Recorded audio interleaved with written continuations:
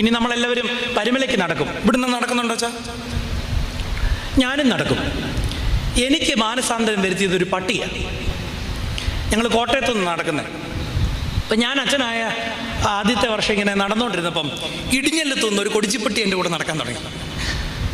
ഇടിഞ്ഞില്ലും തൊട്ട് മാന്നാറ് വരെ പട്ടി എൻ്റെ കൂടെ രാത്രിയിലാണ്.